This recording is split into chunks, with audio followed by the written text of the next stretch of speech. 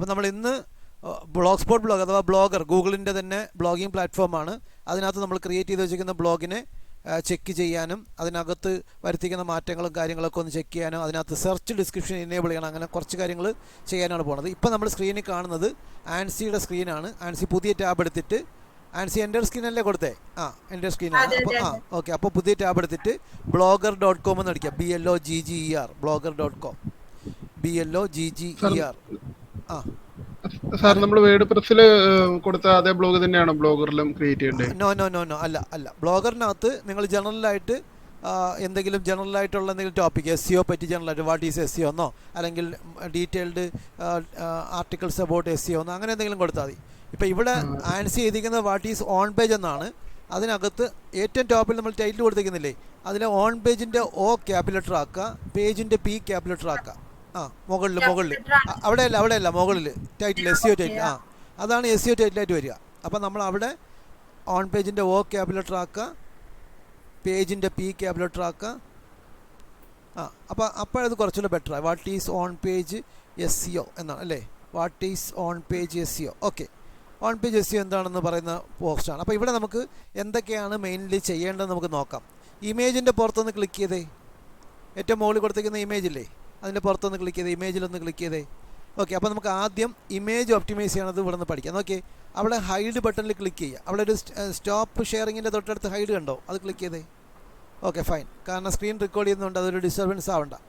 ഇപ്പോൾ നോക്കിയേ, എല്ലാവർക്കും കാണാം ആൻസിയുടെ ബ്ലോഗ് സ്പോട്ട് ബ്ലോഗാണ് ഇപ്പോൾ ഷെയർ ചെയ്തേക്കണേ.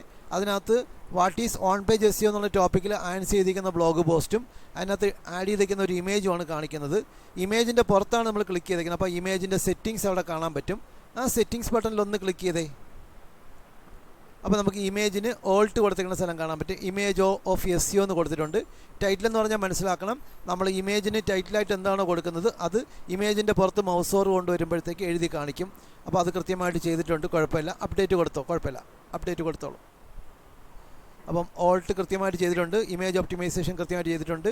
പിന്നെ താഴോട്ട് വന്നേ, ഈ ബ്ലോഗർ ക്രിയേറ്റ് ചെയ്യുമ്പോഴേ നമ്മൾ ഇപ്പൊ വേർഡ്പ്രസ്സിൽ ക്രിയേറ്റ് ചെയ്ത സെയിം നെയിം തന്നെ ഫോളോ ചെയ്താൽ പോലെ കൊടുക്കുമ്പോഴത്തേക്ക് അങ്ങനെ നെയിം കൊടുത്താൽ മതി, കുഴപ്പമില്ല. ഇനി നമ്മളിപ്പം വേർഡ്പ്രസ് ക്രിയേറ്റ് ചെയ്തപ്പം പേര് SEO അനലിസ്റ്റ് എന്ന് മാത്രമാണ് കൊടുത്തതെങ്കിൽ ബ്ലോഗർ ക്രിയേറ്റ് ചെയ്യുമ്പം പേര് SEO അനലിസ്റ്റ് സ്ഥലത്തിൻ്റെ പേര് കൂടെ കൊടുത്തോ. ഉദാഹരണത്തിന് ഇപ്പം ആൻസി വേർഡ്പ്രസ് ക്രിയേറ്റ് ചെയ്തപ്പോഴത്തേക്ക് ഇപ്പം ഈ രണ്ടും ഒന്നായാലും കുഴപ്പമൊന്നുമില്ല, പക്ഷേ രണ്ടും വ്യത്യസ്ത ബ്ലോഗുകളും നമ്മളെ തന്നെ സ്വന്തം ആയതുകൊണ്ട് നിങ്ങൾ ആദ്യം കൊടുത്തേക്കുന്നത് ഇപ്പം രതീഷ് SEO അനലിസ്റ്റ് എന്ന ഒരു സ്ഥലത്തിൻ്റെ പേരാണ് വേർഡ്പ്രസിനകത്ത് കൊടുത്തേക്കണമെങ്കിൽ ബ്ലോഗർ കൊടുക്കുമ്പം രതീഷ് SEO അനലിസ്റ്റ് എന്ന് മാത്രം കൊടുത്താൽ മതി.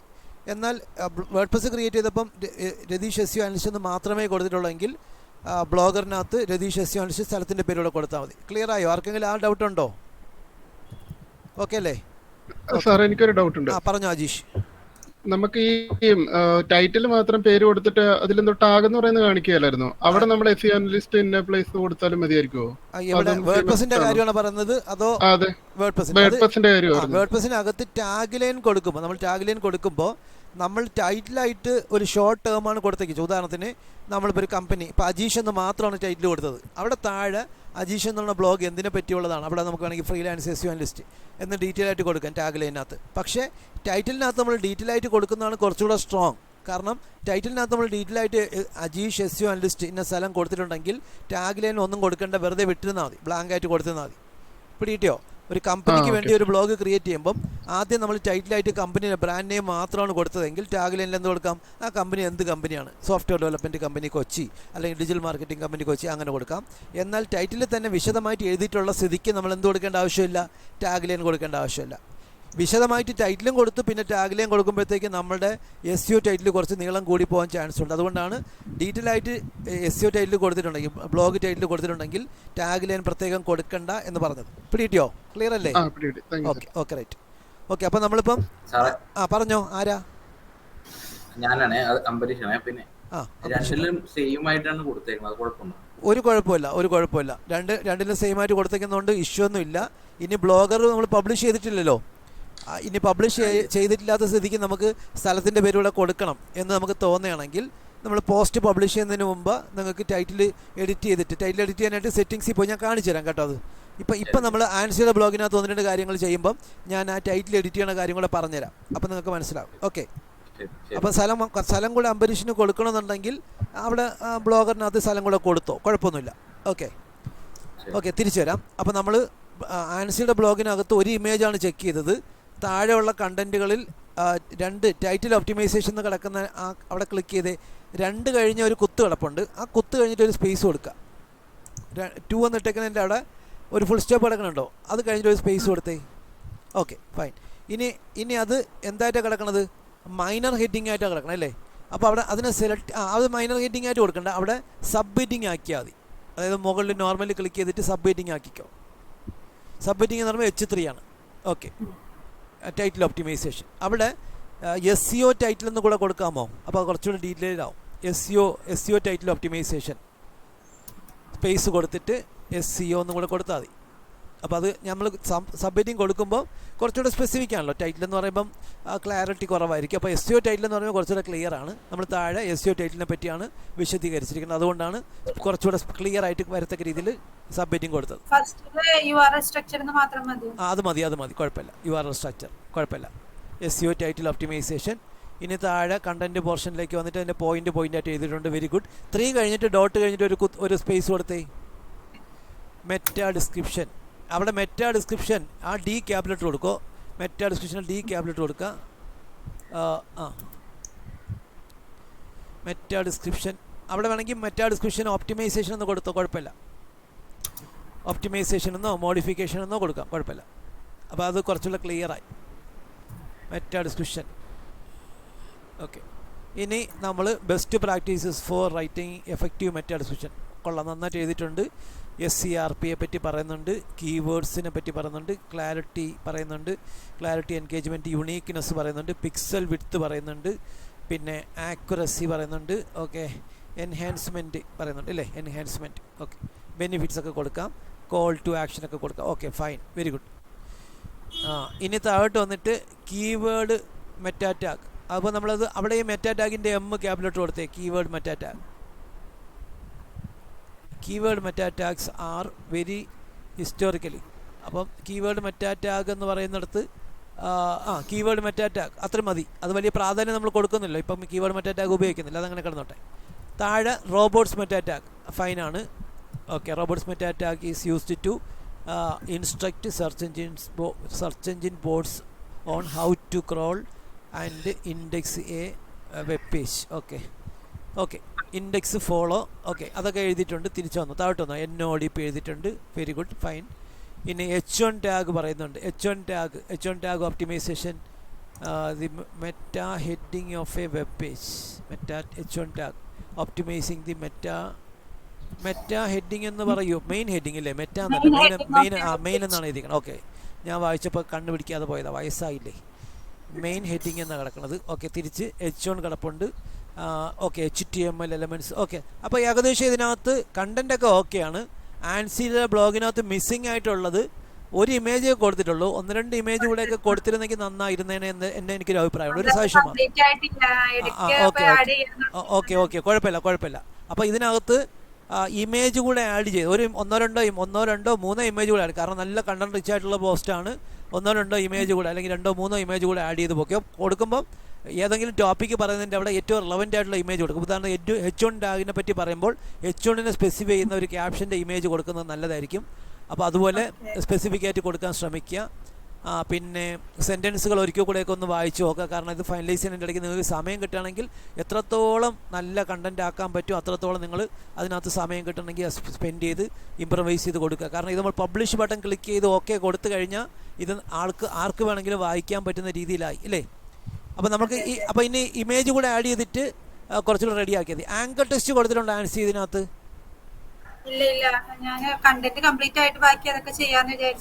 ഓക്കെ. അപ്പോൾ നിങ്ങൾ എന്ത് ചെയ്യണമെന്ന് വെച്ച് കഴിഞ്ഞാൽ ഏറ്റവും മുകളിൽ എവിടെയെങ്കിലും പോയിട്ട് ഒരു ആങ്കർ ടെക്സ്റ്റ് കൊടുക്കുക. ഇനി ഏറ്റവും താഴോട്ട് വന്നിട്ട് ഏറ്റവും താഴെ വന്നിട്ട് ഒരു കുഞ്ഞ് സെൻറ്റൻസ് അവിടെ ചേർക്കുക. ഏറ്റവും താഴത്തെ ആ സെൻറ്റൻസും കഴിഞ്ഞിട്ട് ഒരു എൻട്രി കൊടുക്കുക. എന്നിട്ട് ഒരു സെൻറ്റൻസ് കൂടെ ആഡ് ചെയ്ത് കൊടുക്കുക. ഒരു എൻട്രി കൊടുത്തേ. എന്നിട്ട് you can also view my blog post on അങ്ങനെ എഴുതിക്കോ. You can also you can also view my blog post on also. Okay, you can also view my അല്ലെങ്കിൽ read my എന്ന് കൊടുക്കാം. view my, you can also view my blog post on history and evolution of SEO എന്ന് കൊടുക്കുക. Blog post രണ്ട് വാക്കാണ്. Blog post രണ്ട് വാക്കാണ്. Blog post on, എനിക്ക് തോന്നുന്നു ആൻസി അല്പം തിടുക്കത്തിൽ ചെയ്യുന്ന ആളാണ്. വെപ്രാളം വേണ്ട, സാവകാശം ചെയ്താൽ മതി. Blog post on history and evolution of SEO എന്ന് കൊടുക്കുക. Okay, history and evolution of SEO. Okay, അവിടെ ഫുൾ സ്റ്റോപ്പ് കൊടുത്തോളൂ.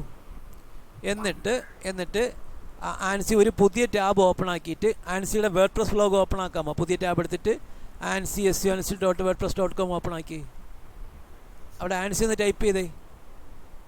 അതാ താഴെ കിടപ്പുണ്ട്. ANSI SEO analyst. ഇത് ക്ലിക്ക് ചെയ്താൽ മതി, ഓപ്പൺ ആക്കിയാൽ കുഴപ്പമില്ല. മുകളിൽ ആദ്യത്തെ ഹിസ്റ്ററി ആൻഡ് എവല്യൂഷൻ ഓപ്പൺ ആക്കിയാലും മതി, കുഴപ്പമില്ല. ഓക്കെ, ഈ URL കോപ്പി ചെയ്തെടുക്കുക. അപ്പോൾ നമ്മൾ ചെയ്ത് കഴിയുമ്പോൾ നിങ്ങൾക്ക് എന്താണെന്ന് മനസ്സിലാവും. വേറൊന്നുമല്ല, നമ്മൾ ആദ്യം പബ്ലിഷ് ചെയ്ത ബ്ലോഗിൻ്റെ പോസ്റ്റിലേക്ക് ഒരു ലിങ്ക് നമ്മളിവിടെ നിന്ന് കൊടുക്കുകയാണ്. നമ്മളെ തന്നെ ബ്ലോഗാണ്. Ctrl+A അവിടെ ക്ലിക്ക് ചെയ്തിട്ട് Ctrl+A കൊടുത്താൽ മതി. കുഴപ്പമില്ല. Ctrl+C copy. ഓക്കെ, Ctrl+C കൊടുത്തിട്ട് നമ്മൾ നേരെ നമ്മൾ ബ്ലോഗറിനകത്തേക്ക് വരിക. ഓക്കെ, എന്നിട്ട് അവിടെ കണ്ടോ history and evolution of SEO എന്നുള്ള ആ ടേംസ് മൊത്തം സെലക്ട് ചെയ്യുക. ഹിസ്റ്ററി തൊട്ട് SEO വരെ സെലക്ട് ചെയ്യുക. താഴെ താഴെ താഴെ താഴെ താഴെ നമ്മൾ പഠിച്ചു കൊടുത്തില്ലേ, ടൈപ്പ് ചെയ്ത് കൊടുത്തില്ലേ, അവിടെ history and evolution of SEO എന്ന് കിടക്കണില്ലേ? ആ ഹിസ്റ്ററി തൊട്ട് SEO വരെ സെലക്ട് ചെയ്യുക. ഹിസ്റ്ററി തൊട്ട് സെലക്ട് ചെയ്താൽ മതി, ആവശ്യമില്ലാതെ സ്പേസ് ഒന്നും സെലക്ട് ചെയ്യേണ്ട കേട്ടോ. ഫുൾ സ്റ്റോപ്പ് സ്പേസ് ഒന്നും സെലക്ട് ചെയ്യേണ്ട. Hൻ്റെ അവിടെ Hന് തൊട്ട് മുമ്പേ ക്ലിക്ക് ചെയ്തേ. എന്നിട്ട് ഷിഫ്റ്റ് പ്രസ് ചെയ്ത് പിടിച്ചിട്ട് SEO കഴിഞ്ഞ ഉടനെ ക്ലിക്ക് ചെയ്തേ മൗസ് വെച്ച്. ഓക്കെ, അല്ല, ഹിസ്റ്ററിയിൽ അവിടെ ക്ലിക്ക് ചെയ്തിട്ട് ഷിഫ്റ്റ് പ്രസ് ചെയ്ത് പിടിക്കുക. നിങ്ങളെ കീബോർഡിനകത്തുള്ള ഷിഫ്റ്റ് പ്രസ് ചെയ്ത് പിടിക്കുക. ഇപ്പോൾ കറക്റ്റായി. എന്നിട്ട് എന്ത് ചെയ്യണം, മുകളിൽ ഹൈപ്പർ ലിങ്ക് ആഡ് ചെയ്യാനുള്ള ബട്ടൺ ഉണ്ട്, മുകളിൽ കണ്ടോ? ആ ഇമേജൊക്കെ ആഡ് ചെയ്യേണ്ട തൊട്ട് ലെഫ്റ്റ് സൈഡിലായിട്ട് അത് തന്നെ അവിടെ ക്ലിക്ക് ചെയ്യുക. അവിടെ ക്ലിക്ക് ചെയ്യുമ്പം ഹൈപ്പർ ലിങ്ക് ആഡ് ചെയ്യാനുള്ള ഓപ്ഷൻ വരും. ആ പേസ്റ്റ് എന്ന് പറഞ്ഞ സ്ഥലത്തില്ലേ, അവിടെ നമ്മൾ URL പേസ്റ്റ് ചെയ്ത് കൊടുത്താൽ മതി. അവിടെ ക്ലിക്ക് ചെയ്തിട്ട് പേസ്റ്റ് കൊടുത്താൽ Ctrl+V. Okay, paste. എന്നിട്ട് open in a new tab കൊടുത്തോ. ഓക്കെ, കൊടുത്തോളൂ. എന്നിട്ട് അപ്ലൈ കൊടുക്കുക. അപ്പോൾ നമ്മൾ എന്ത് ചെയ്തു, നമ്മളിപ്പോൾ ക്രിയേറ്റ് ചെയ്തുകൊണ്ടിരിക്കുന്ന പബ്ലിഷ് ചെയ്യാൻ പോകുന്ന നമ്മളെ ബ്ലോഗ്സ്പോട്ട് ബ്ലോഗിൻ്റെ പോസ്റ്റിനകത്ത് നിന്ന് നമ്മൾ നേരത്തെ പബ്ലിഷ് ചെയ്ത ഹിസ്റ്ററി ആൻഡ് എവല്യൂഷൻ്റെ പോസ്റ്റിലേക്ക് ഒരു ലിങ്ക് കൊടുത്തു ഇല്ലേ? Okay, fine. ഇനി ആൻസി ഇതിനകത്ത് 2-3 ഇമേജൊക്കെ ആഡ് ചെയ്ത് ഒന്നുകൂടെ ക്രോസ് ചെക്ക് ചെയ്തിട്ട് ഏറ്റവും മുകളിൽ ഒരു ആങ്കർ ടെക്സ്റ്റ് ഒപ്റ്റിമൈസേഷൻ സെപ്പറേറ്റ് ചെയ്യണം കേട്ടോ. ഒരു ഔട്ട് ബൗണ്ട് ലിങ്ക് വിക്കിപീഡിയയിലോട്ടോ എവിടെയെങ്കിലും ലിങ്ക് കൊടുക്കാൻ പറ്റിയ ഒരു പേജ്, ഒരു വാക്ക് കണ്ടെത്തിയിട്ട് അതറിയാമല്ലോ, ചെയ്തോളൂല്ല. ഓക്കെ, അപ്പോൾ നമ്മൾ മുകളിൽ കണ്ടോ റൈറ്റ് സൈഡിൽ പ്രിവ്യൂ എന്ന് കാണിക്കേണ്ട തൊട്ടടുത്ത് ഒരു കുഞ്ഞ് ആരോ ഉണ്ടാകും. അവിടെ ക്ലിക്ക് ചെയ്തിട്ട് സേവ് കൊടുക്കുക. അവിടെ ക്ലിക്ക് ചെയ്യുക, സേവ് കൊടുക്കുക. ഓക്കെ, അവിടെ സേവ് ആയി കഴിഞ്ഞ് കഴിഞ്ഞാൽ ലെഫ്റ്റ് സൈഡിൽ മുകളിൽ കണ്ടോ ബ്ലോഗറിൻ്റെ ലോഗോ കാണിക്കുന്ന B, അവിടെ ക്ലിക്ക് ചെയ്തോളൂ. അപ്പോൾ നമ്മൾ ഇനി ചെയ്യാൻ പോണത് നമ്മളെ ബ്ലോഗിനകത്ത് സെർച്ച് ഡിസ്ക്രിപ്ഷൻ ഇനേബിൾ ചെയ്യാനാണ് പോണത്. ശ്രദ്ധിച്ച് കേൾക്കണം, എല്ലാവരും നോക്കിയിരിക്കണം. നമ്മളെ ബ്ലോഗിൻ്റെ സെർച്ച് ഡിസ്ക്രിപ്ഷൻ ഇനേബിൾ ചെയ്യാനാണ് പോണത്. ലെഫ്റ്റ് മെനുവിൽ താഴോട്ട് വരുമ്പോൾ സെറ്റിങ്സ് എന്നുള്ള ബട്ടൺ ഉണ്ടാവും. സെറ്റിങ്സ് അവിടെ ക്ലിക്ക് ചെയ്യുക. ഓക്കെ, സെറ്റിങ്സ് ഓപ്ഷനിൽ എത്തിക്കഴിഞ്ഞ് കഴിഞ്ഞാൽ കണ്ടോ, നേരത്തെ അംബരീഷ് ചോദിച്ചില്ലേ ടൈറ്റിൽ എഡിറ്റ് ചെയ്യണ സ്ഥലം, ഇപ്പോൾ അവിടെ ബേസിക്കിൻ്റെ അവിടെ ആദ്യം ടൈറ്റിൽ എന്ന് കാണിക്കണുണ്ടോ? കേട്ടോ, അംബരീഷ് കേൾക്കുന്നുണ്ടോ? ആരോ മൈക്ക് ഓൺ ആക്കി വെച്ചിട്ടുണ്ട്. അംബരീഷ്, ആ ബേസിക് എന്ന് കാണിക്കുന്ന തൊട്ട് താഴെ ടൈറ്റിൽ ആൻസി അവിടെ ടൈറ്റിൽ എന്ന് കാണിക്കുന്നതിൻ്റെ അവിടെ ക്ലിക്ക് ചെയ്തേ. അവിടെ ക്ലിക്ക് ചെയ്തേ, കണ്ടോ, അവിടെയാണ് ടൈറ്റിൽ. ഇപ്പം ആൻസിക്ക് അവിടെ ANSI SEO അനലിസ്റ്റ് സ്ഥലം എവിടെയാ ആൻസിയുടെ? അപ്പോൾ അനലിസ്റ്റ് മറ്റിടത്ത് എങ്ങനെയാണ് കൊടുത്തേക്കുന്നത് നമ്മൾ ടൈറ്റിൽ? അപ്പോൾ ഇവിടെ കൊടുക്കണ്ട, ഇവിടെ ഇങ്ങനെ കിടന്നോട്ടെ കേട്ടോ. ഓക്കെ, അപ്പോൾ അവിടെ സേവ് കൊടുത്തോളൂ. അപ്പം അംബരീഷിന് മനസ്സിലായല്ലോ. അംബരീഷ് SEO അനലിസ്റ്റ് കഴിഞ്ഞിട്ട് സ്പേസ് കൊടുത്തിട്ട് ടൈറ്റിൽ കൊടുത്ത് സേവ് ചെയ്താൽ മതി, മാറിക്കോളും. പക്ഷേ ഇപ്പം നമ്മൾ ചേഞ്ച് ചെയ്തു, ഇടയ്ക്കിടയ്ക്ക് ഇത് കയറി ചേഞ്ച് ചെയ്യല്ലോ. 1-2 ഒരു പ്രാവശ്യം സെറ്റായി കഴിഞ്ഞാൽ പിന്നെ ചേഞ്ച് ചെയ്യാൻ പോവല് കേട്ടോ. പിന്നെ നമ്മൾ ബ്ലോഗൊക്കെ ആഡ് ചെയ്ത് കഴിഞ്ഞ് നിങ്ങൾ വർക്കൊക്കെ പഠിച്ചു കഴിഞ്ഞതിന് ശേഷം നിങ്ങളുടെ ബ്ലോഗ് ഫ്രീലാൻസ് എസ് എന്നുള്ള രീതിയിൽ വിസിബിൾ ആക്കണം എന്ന് ആഗ്രഹിക്കുന്നുണ്ടെങ്കിൽ നിങ്ങൾക്ക് എന്ത് ചെയ്താൽ മതി, ഇവിടെ ഒന്ന് ടൈറ്റിൽ ഫ്രീലാൻസ് എസ് എന്ന് എഡിറ്റ് ചെയ്തതിന് ശേഷം ഫ്രീലാൻസ് എസ് എന്നുള്ള നിലയ്ക്കുള്ള കണ്ടന്റ് ഡിസ്ക്രിപ്ഷനൊക്കെ നിങ്ങളെ വെബ്സൈറ്റിനകത്ത് പേജായിട്ടൊക്കെ ക്രിയേറ്റ് ചെയ്ത് കൊടുക്കണം. അപ്പോൾ നിങ്ങൾക്ക് ഫ്രീലാൻസ് എസ് എന്നുള്ള കീവേഡിനൊക്കെ ചിലപ്പോൾ വിസിബിലിറ്റി കിട്ടുകയോ എൻക്വയറി കിട്ടുകയോ ആൾക്കാർ നിങ്ങളെ ശ്രദ്ധിക്കുകയോ ഒക്കെ ചെയ്യും. പിടികിട്ടോ? പിന്നെ മാറ്റിയാൽ മതി. അങ്ങനെ ഇടയ്ക്കിടയ്ക്ക് ടൈറ്റിൽ മാറ്റല്. ഒരു കുറേ നാൾ കഴിയുമ്പോഴത്തേക്ക്, ഇപ്പോൾ ഒരു 6 മാസം കഴിയുമ്പോഴത്തേക്ക് ടൈറ്റിൽ മാറ്റണം. പഠിത്തം കഴിഞ്ഞ ഉടനെ മാറ്റണം. മാറ്റിക്കോ. എന്നാൽ പിന്നെ മാറ്റുന്നത് പിന്നീട് എപ്പോഴെങ്കിലും നിങ്ങൾ സ്പെഷ്യലിസ്റ്റ് ആയതിനു ശേഷം മാറ്റിയാൽ മതി കേട്ടോ. ഇപ്പോൾ ഫ്രീലാൻസറായിട്ട് വർക്ക് ചെയ്തു, കുറേ വർക്കൊക്കെ ചെയ്ത് കഴിഞ്ഞപ്പോൾ നിങ്ങൾ കുറച്ചുകൂടെ അഡ്വാൻസ്ഡ് പ്രാക്ടീസൊക്കെ ചെയ്ത് ഒരു സ്പെഷ്യലിസ്റ്റ് ആയി. അപ്പോൾ നിങ്ങൾക്ക് എന്താ SEO സ്പെഷ്യലിസ്റ്റ് കൊച്ചി എന്ന് മാറ്റണം. അപ്പോൾ മാറ്റിക്കോ. അല്ലാതെ ഇന്ന് അനലിസ്റ്റ്, നാളെ ഫ്രീലാൻസർ, മറ്റന്നാ സ്പെഷ്യലിസ്റ്റ് അങ്ങനെ കൊടുക്കരുത്. അത് നല്ല നടപടിയല്ല. ഇടയ്ക്കിടയ്ക്ക് ടൈറ്റിൽ മാറ്റുന്നത് അത്ര ഉചിതമല്ല. പക്ഷേ കുറേ നാൾ കഴിഞ്ഞപ്പോൾ നിങ്ങൾ എന്താ വർക്ക് ചെയ്ത് മുരടിച്ച് കഴിയുമ്പോഴത്തേക്ക് നിങ്ങൾക്ക് എന്ത് കൊടുക്കാം, സ്പെഷ്യലിസ്റ്റ് എന്ന് കൊടുക്കാം. ഓക്കെ, തിരിച്ചു വരാം. നമ്മളിന്ന് ചെയ്യാൻ പോണത്, നമ്മുടെ ഈ ബ്ലോഗിനകത്ത് സെർച്ച് ഡിസ്ക്രിപ്ഷൻ ഇനേബിൾ ചെയ്യാനാണ് പോണത്. എല്ലാവരും ശ്രദ്ധിച്ചിരിക്കണം. ആൻസി താഴോട്ട് വരണം. താഴോട്ട് വരുമ്പം മെറ്റാ ടാഗ്സ് എന്ന് പറഞ്ഞാൽ കാണിക്കുന്നൊരു സ്ഥലം ഉണ്ടാവും. മെറ്റാ ടാഗ് എന്ന് കാണിക്കുന്നൊരു സ്ഥലം ഉണ്ടാവും. കുറച്ചുകൂടെ പോരട്ടെ.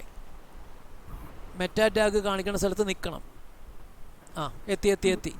കണ്ടല്ലോ മെറ്റാ ടാഗ്സ്? എല്ലാവരും കണ്ടല്ലോ? മെറ്റാ ടാഗ്സിൻ്റെ അവിടെ കണ്ടോ ഇനേബിൾ സെർച്ച് ഡിസ്ക്രിപ്ഷൻ എന്ന് കിടപ്പുണ്ടാവും. അവിടെ ഇനേബിൾ കൊടുക്കണം.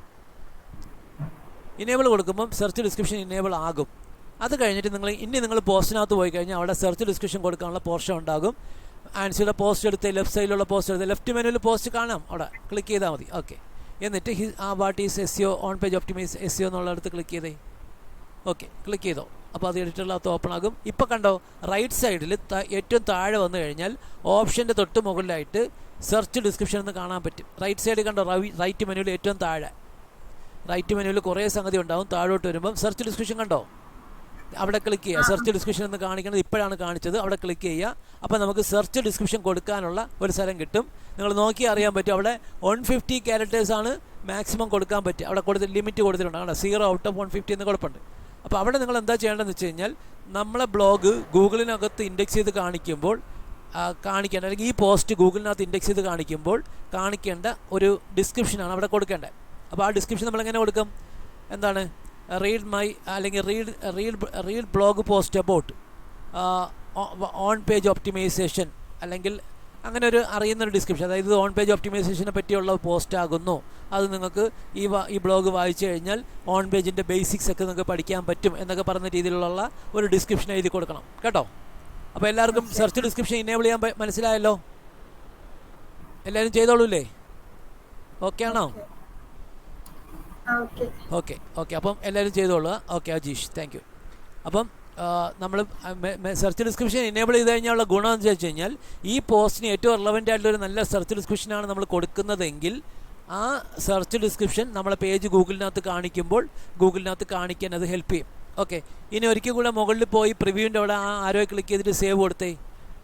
രതീഷ് എത്തിയോ?